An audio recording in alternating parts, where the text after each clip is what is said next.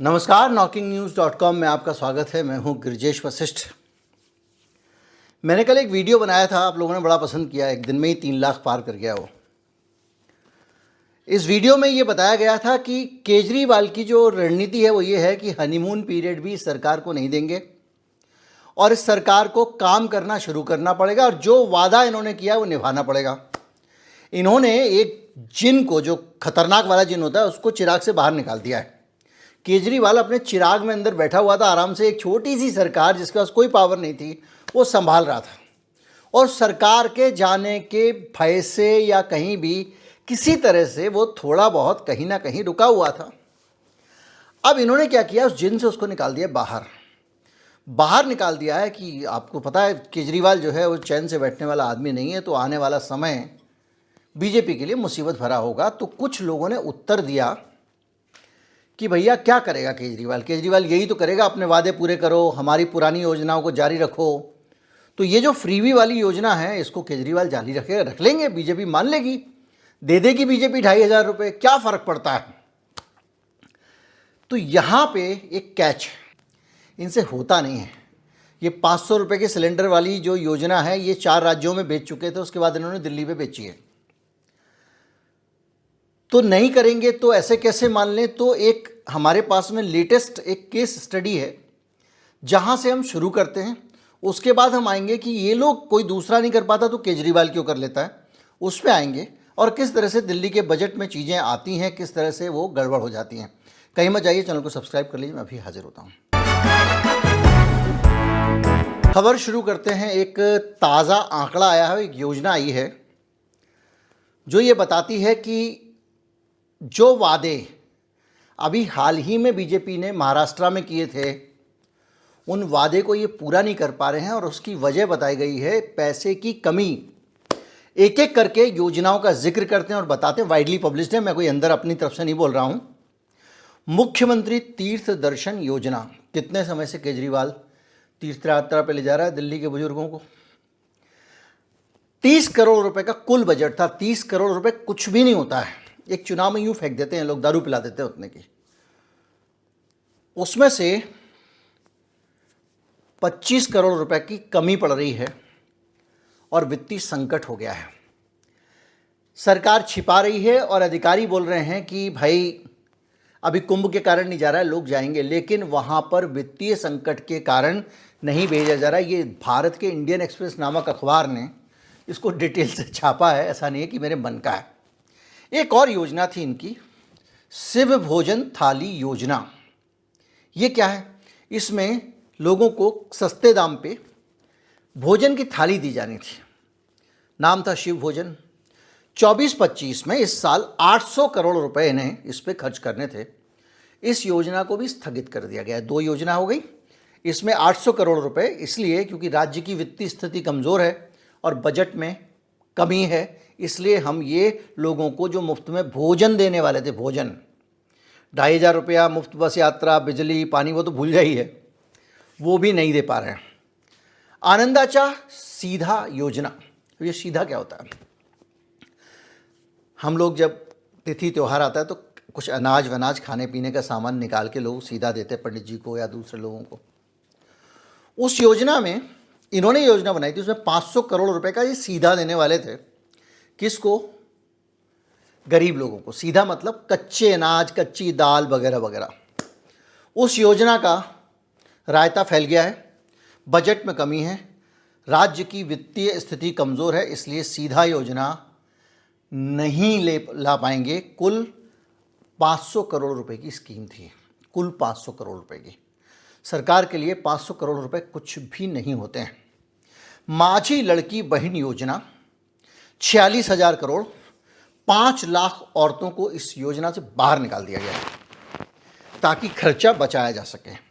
अन्नपूर्णा योजना, जिसमें गरीबों को मुफ्त राशन देने की बात थी, 1500 करोड़ रुपए इस पर खर्च करना था, उसको बहुत आंशिक रूप से लागू कर दिया गया है, नाम मात्र के लिए, ताकि कोई कुछ ना कहे।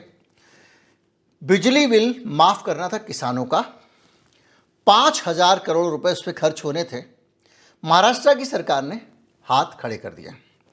लड़कियों के लिए मुफ्त व्यावसायिक शिक्षा की योजना थी, मतलब काम धंधा सिखाएंगे, सिलाई कढ़ाई बुनाई, ताकि वो अपना कुछ पेट पाल सकें। उसका पर्याप्त फंड नहीं होने के कारण क्रियान्वयन रोक दिया गया है। सरकार का वित्तीय घाटा, आर्थिक हालत कैसी है महाराष्ट्र की? पहले 1,10,000 करोड़ रुपए का अनुमान था और अब वो 2 लाख करोड़ के आसपास पहुंच गया है। सरकार का वित्तीय घाटा यानी सरकार का वित्तीय घाटा मतलब सरकार घाटे में है। जितना कमाई सरकार कर रही है, टैक्स है, यहाँ से वहाँ से, उसके मुकाबले खर्चा इनका ज़्यादा है और 1,10,000 करोड़ रुपए ज़्यादा खर्चा है। तस्वीर एकदम साफ है आपके सामने कि महाराष्ट्र में सरकार के पास में पैसे नहीं है और पैसे नहीं है तो कल्याणकारी योजनाएं नहीं चलेंगी।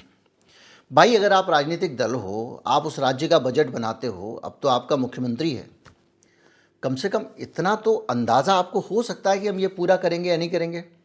जनता को उल्लू बनाओ, वोट लो और निकल जाओ। अब दिल्ली में ये कैसे वादा पूरा करेंगे? तो आप कहेंगे जैसे केजरीवाल करता था। अब केजरीवाल कैसे करता था इस पर बाद में जाएंगे, लेकिन उस स्थिति पे जाएं हम कि महाराष्ट्र की जो सरकार ये 500 करोड़ रुपए के छोटे छोटे खर्चे बंद कर रही है, 1,10,000 करोड़ रुपए का घाटा पूरा करने के लिए, उसके खजाने किसके लिए खुले हुए हैं? अगर मैं आपको एक मोटा मोटा हिसाब लगाऊं तो 1,10,000 करोड़ रुपए का तुमको घाटा हो रहा है और तुमने सस्ती गल्ले की दुकान की तरह सरकारी खजाना बड़े बड़े लोगों, उद्योगपतियों के लिए खोल दिया है। JSW ग्रुप का नाम आपने सुना होगा, उसको 30,000 करोड़ रुपए की प्रोत्साहन के नाम पे छूट दी गई है। 30,000 करोड़, 1,10,000 करोड़ में से 1/4 तो अकेले JSW ग्रुप को जो आपने बेनिफिट दिए हैं उसी से रिकवर हो जाता। जब बेनिफिट की बात हो, दोनों हाथों से बांटने की बात हो, तो एक आदमी का नाम ना आए, ऐसा हो ही नहीं सकता। नहीं भी बताऊंगा तब भी आप समझ जाएंगे। अडानी साहब, 8,300 करोड़ रुपए का महाराष्ट्र सरकार ने खुले हाथों से अडानी जी को लाभ दिया है। मैग्नेटिक महाराष्ट्र 2018 नामक एक योजना आई थी, उसमें टैक्स छूट दी गई है 1,21,000 करोड़। 1,10,000 करोड़ के घाटे में हो, 1,21,000 का टैक्स छूट। मैग्नेटिक महाराष्ट्र 2020 के जो अनुदान थे वो 11,300 करोड़ रुपए। ITES पॉलिसी 2023 में बिजली सब्सिडी और स्टाम्प ड्यूटी देनी थी अमीरों को छूट, उसमें 9,500 करोड़ रुपए का सरकार ने बोझ अपने ऊपर लिया। और जो औद्योगिक प्रोत्साहन सब्सिडी के नाम पे IPS SGST है, उस पे 25,000 करोड़ रुपए का सरकार ने नुकसान उठाया है।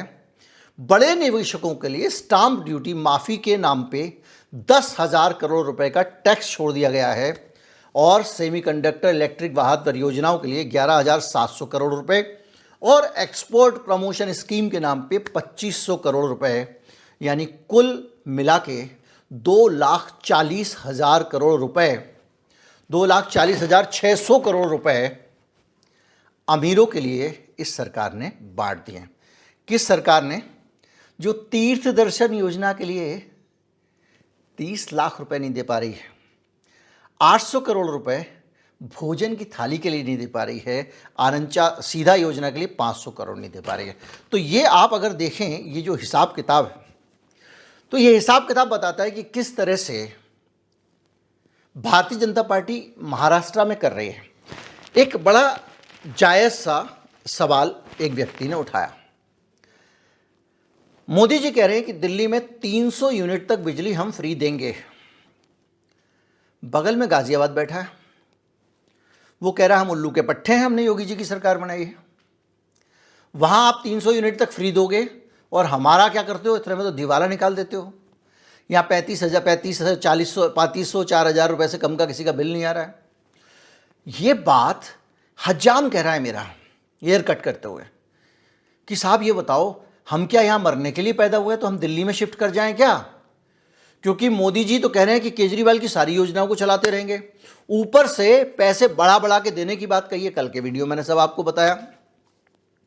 तो अब मसला ये आता है कि केजरीवाल इनको घेरेगा कैसे और केजरीवाल ये खर्चे कैसे पूरे करता रहा और दूसरे क्यों नहीं कर पाए? तो इसके लिए आपको दिल्ली के इतिहास में जाना पड़ेगा। देखिए 1993 में भारतीय जनता पार्टी की सरकार थी, मदन लाल खुराना मुख्यमंत्री थे। उनके नेतृत्व में जो बजट आया था वो घाटे का बजट था, दिल्ली का वो आखिरी घाटे का बजट था। उसके बाद खुराना साहब का जैन डायरी केस में नाम आ गया, आडवाणी जी ने उनसे इस्तीफ़ा दिलवा दिया। उसके बाद उनको बाकायदा बाबा जी का ठुल्लू दिया गया। जीवन के अंतिम समय तक खुराना साहब इस बात की शिकायत करते रहे कि मैंने नैतिकता के आधार पर इस्तीफ़ा दे दिया, नेताओं के कहने पे मुझे कंपनसेट नहीं किया गया। जब क्लीन चिट मिल गई तो वापस उनकी कुर्सी नहीं मिली, साहिब सिंह को बना दिया गया था। और साहिब सिंह के नाम पे चुनाव लड़ने में शर्म आ रही थी तो साहिब सिंह को हटा के कुछ समय के लिए सुषमा स्वराज को चेहरा बना के पेश किया था। दिल्ली का ये इतिहास है। तो घाटे का अकेला बजट 93 में आया था।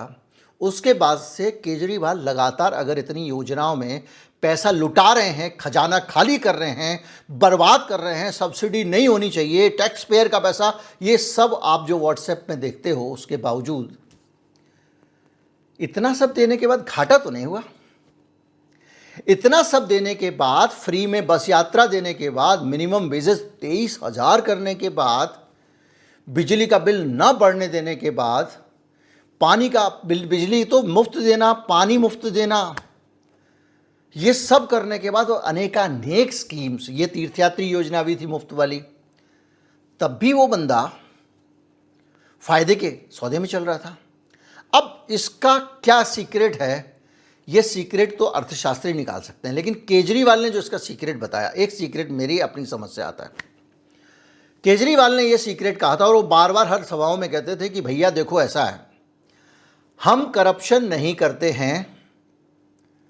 अब उनके ऊपर करप्शन का आरोप लगा भाई, तो हम ये तो नहीं कहेंगे कि वो करप्ट है या नहीं है, लेकिन हम करप्शन नहीं करते हैं, इसलिए दिल्ली में हम इतना पैसा बचा लेते हैं कि इतना फ्री देने के बाद भी फ़ायदे का बजट पेश कर रहे हैं।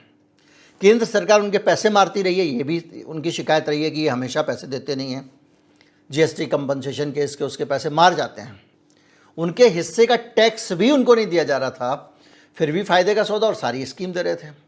तो उनका ये मुंह हो जाता है कि अब आने वाले चुनाव में के बाद में, अब तुम जीत गए हो, तुमने सरकार बना ली है भैया हमसे 2% ज़्यादा वोट लेके, अब तुमको वो सब करना पड़ेगा, यानी जो मेरी स्कीम थी वो भी चलानी पड़ेगी और नई भी देनी पड़ेगी। तो जो महाराष्ट्र का इनका रिकॉर्ड है, कांग्रेस का भी रिकॉर्ड अगर देखा जाए तो हिमाचल में थोड़ा पिलपिला इस मामले में।